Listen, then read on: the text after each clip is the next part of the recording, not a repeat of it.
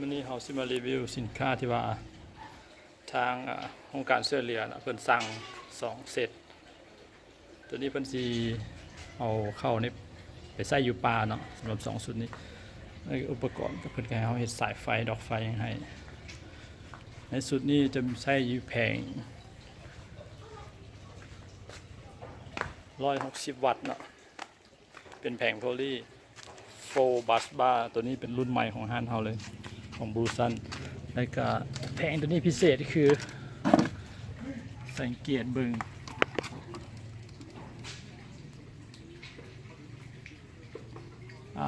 กระแสเนาะได้สูงถึง IMP ได้9.04 เนาะ ISC อยู่ 9.52 ถ้าเทียบเบิ่งกับแผ่น300 เนาะแผ่น300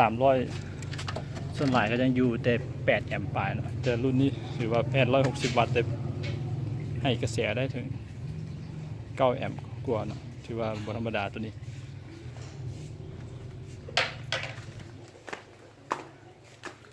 วันนี้มาเบิ่งแบตเตอรี่ที่ใส่กับชุดนี้ก็คือใส่แบตเตอรี่อยู่100 แอมป์เนาะแต่อันนี้เราทดลองเขาใส่แบตเตอรี่40 แอมป์ก่อนที่เปิดไส้เครื่องก็ง่ายๆเนาะก็คือเปิดเบรกเกอร์แบตเตอรี่ก่อนนะต่อมาก็เปิดเบรกเกอร์แผงต่อมาก็มาเปิดอินเวอร์เตอร์เนาะสังเกตเบิ่งตอนนี้แรงดันแบตเตอรี่อยู่ 12.9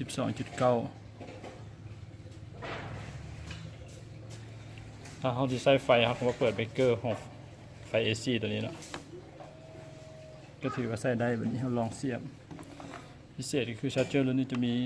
พอร์ตเสียบ USB อยู่2 พอร์ตคือสมมติว่าสามารถสาดโทรศัพท์ได้2 ไว้พร้อมกันโอเคนะแล้วก็สำหรับไฟ AC ตัวนี้โจทย์เพิ่นให้มาก็คือใส่ดอกไฟกับสาดโทรศัพท์เนี่ยตัวหลักๆ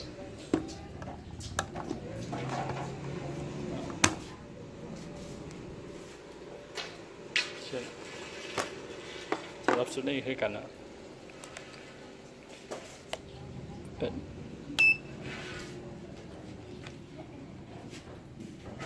ที่เมื่อกี้เขาลองเปิดลำโพงเนาะแล้วก็เสียบตัวเครื่องจอดอีกกลัวจอดสายไฟเนาะก็จอดสายไฟจนแล้วจนจบงาน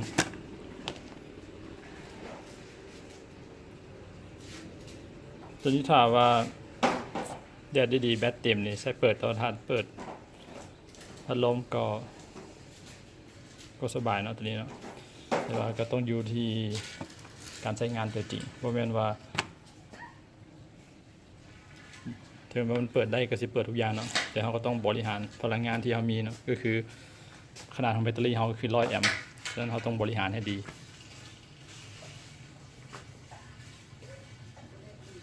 สั้นก็ขอจบก่อนนี้เนาะโดยตอนแรงงานทางทีมงานเพื่อนก็จะมาหับเครื่อง